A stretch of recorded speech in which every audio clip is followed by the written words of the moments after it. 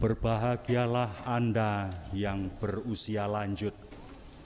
Pada hari ini Bapak Suci mengajak kita semua untuk merayakan Hari Lansia, Hari Kakek Nenek Sedunia yang kedua. Berbahagialah Anda sekalian yang berusia lanjut. Usia lanjut bukan kutukan. Sekali lagi pun kalau disertai segala kelemahan fisik, usia lanjut adalah berkat dan terus-menerus merupakan kesempatan untuk memuliakan Allah, untuk memuji Allah, untuk hidup secara penuh sukacita karena berkat-berkat-Nya, dan untuk menyalurkan berkat dan rahmat kepada semua orang generasi junior sesudah Anda. Berbahagialah sekali lagi yang berusia lanjut, sebab tidak semua orang mendapatkan anugerah usia lanjut. Ada begitu banyak orang yang ingin hidup sampai tua, walaupun usia tua menakutkan. Karena itu maka segala usaha ditempuh agar kehidupan dan fisiknya menjadi nampak segar dengan segala obat, dengan operasi plastik, dengan apapun diusahakan. Hidup berusia panjang tetapi tidak mau menjadi tua. Padahal budaya timur, budaya kita, juga budaya kitab suci, usia tua itu sungguh-sungguh usia keramat. Kata-kata orang tua merupakan berkat, dan peringatannya bisa menjadikan kita kualat kalau tidak kita turuti, karena kata-katanya penuh berkat tadi itu. Kata-katanya mengandung pesan, kata-katanya penuh kebijaksanaan, karena pengalaman hidup, makan asam garam kehidupan, dan karena itu terbentuklah kebijaksanaan dalam hidupnya. Kita menghargai, menghormati setiap orang tua, pun kalau dia sangat tidak berdaya. Tetapi kalau kata-katanya kita abaikan, kita sendiri akan merasa kualat. Maka usia lanjut sebetulnya adalah usia penuh berkat, penuh kehormatan. Sekali lagi, banyak orang ingin berusia lanjut tetapi tidak sampai, dan karena itu maka usia lanjut sesungguhnya harus dihayati dengan penuh syukur. Kita yang masih muda, kita harus merasa sungguh sangat hati-hati dalam menjalankan kehidupan ini, sebab pun kalau keinginan kita, rencana-rencana kita, rancangan-rancangan di masa depan sangat menarik, sangat menjanjikan, pun kalau segala usaha agar kita dapat hidup tetap sehat walafiat, tetap bugar, tetap dapat melaksanakan segala rencana kita, kita tidak tahu apa yang akan terjadi pada hidup kita. Bisa saja orang yang masih usia belasan, masih sangat energik, tahu-tahu tidak berdaya dan meninggal atau hilang atau apapun. Baru beberapa puluh tahun sudah tidak bisa apa-apa dan akhirnya juga hilang. Tetapi banyak orang yang berusia 80 tahun, bahkan lebih, 90 tahun, masih bisa beraktivitas. Kita bersyukur bersama para pemazmur bahwa pada usia tua itu masih berbuah. Dan itu harapan kita semua, harapan bukan sekedar hidup panjang sampai usia tua, tetapi gairah, kemudaan, gairah dapat beraktivitas, gairah untuk terus hidup, bukan saja di dunia ini, melainkan di kehidupan yang akan datang, bersama dengan Kristus yang merupakan kemudaan sepanjang zaman, kemudaan yang paling muda yang penuh berkat. Dalam Kristus vivit, Kristus yang hidup, Bapak Suci mengatakan, Kristus adalah kemudaan yang abadi, yang mari kita hidupi dalam kehidupan ini, semangat hidupnya, yang tidak mau dikalahkan oleh maut, tetapi justru yang mengalahkan maut. Kehidupan kita entah pun sampai usia lanjut atau masih dalam perjalanan ke arah sana, mari kita hidupi dengan penuh gairah tanpa mengenal putus asa.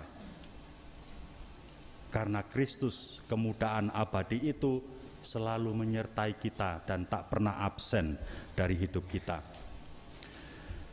Bacaan-bacaan hari ini memperkenalkan kepada kita kerahiman Allah. Bacaan pertama, Abraham yang disebut sebagai sahabat Allah, dan karena itu bisa bicara apa saja, mengemukakan isi hatinya sepenuh-penuhnya, segalanya diungkapkan, dan Allah mendengarkan. Ardas keuskupan kita dalam spiritualitas keuskupan mengatakan, sahabat Kristus kita semua yang dihidupi oleh Roh Kudus dan menghidupi Ekaristi, tidak membeda-bedakan orang. Abraham orang asing yang melihat Sodom dan Gomora pun kalau mereka sangat berdosa, prihatin, dan karena itu berdoa kepada Allah, mengatakan dan mengingatkan Allah sebagai sahabat. Masakan hakim yang adil akan berbuat yang tidak adil, membinasakan orang jahat bersama dengan orang-orang baik yang masih ada. Andaikan di situ kurang dari 50, 45 atau 40, 30 sampai 10.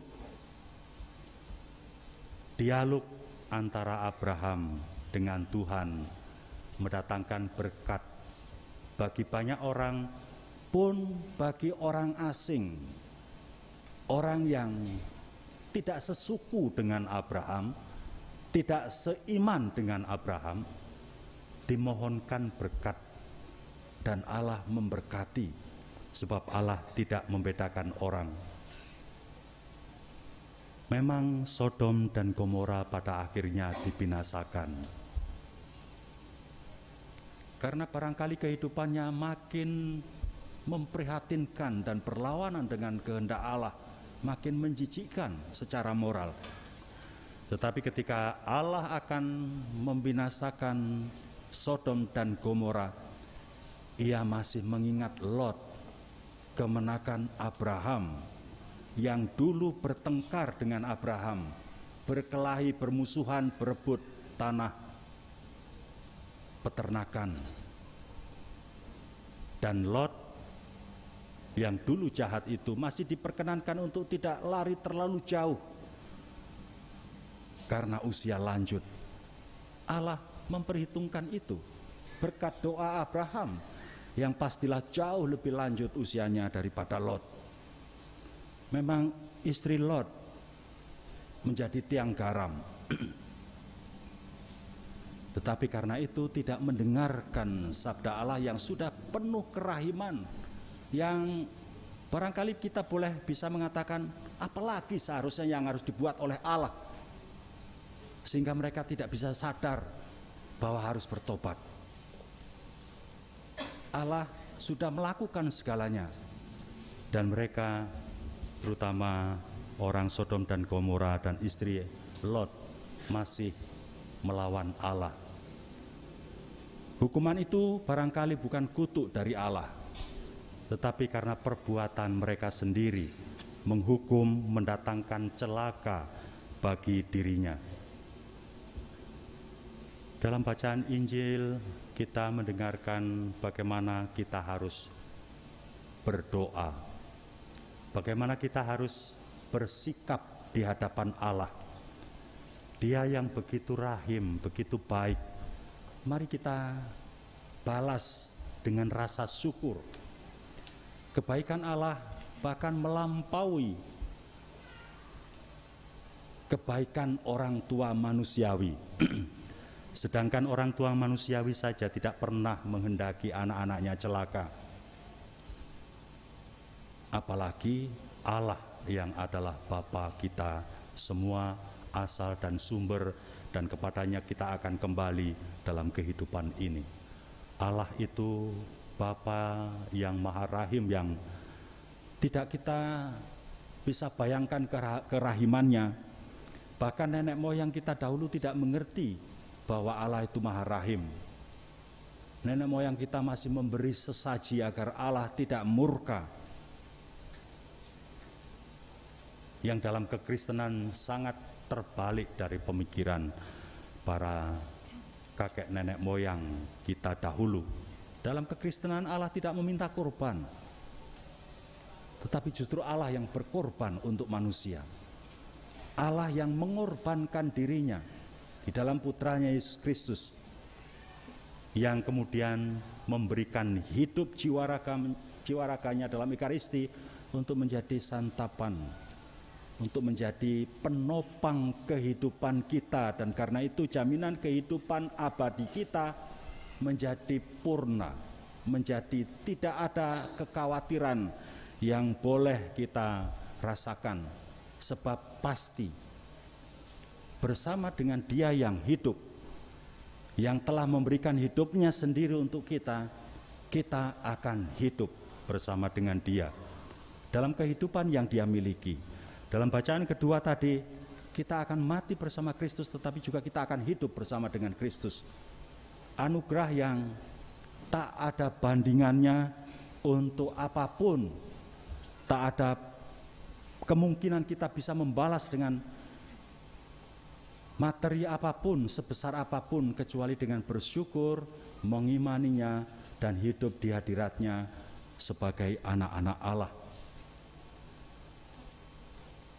Kalau Abraham sahabat Allah, kalau spiritualitas Ardas Keuskupan kita juga menyebut diri bahwa kita sahabat Allah, sahabat, semartabat, sederajat, tetapi Kristus sesungguhnya telah memberi predikat baru ketika bangkit dari kubur.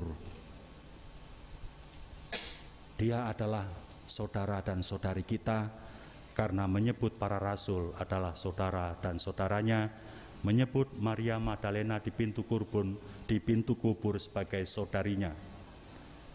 Jangan memegang aku, karena aku belum pergi kepada Bapakku dan Bapamu,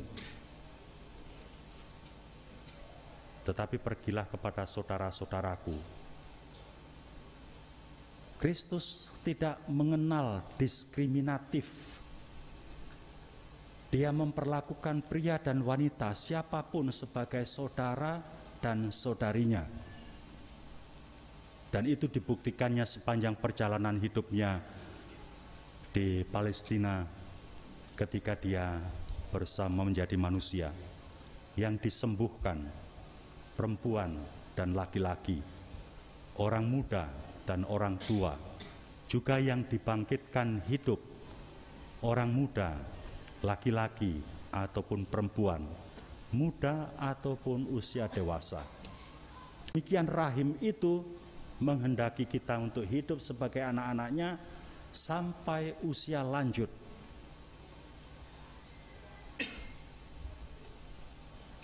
Usia yang penuh berkat, usia yang harus kita syukuri, usia yang harus dihidupi penuh harapan oleh orang-orang yang muda, yang harus melaksanakan kebajikan, kebijaksanaan, nilai-nilai luhur yang dihidupi oleh orang tua kita, orang-orang sepuh kita, yang memungkinkan mereka dapat menjadi orang yang lanjut usia karena menjalani kehidupan dengan penuh bijaksana.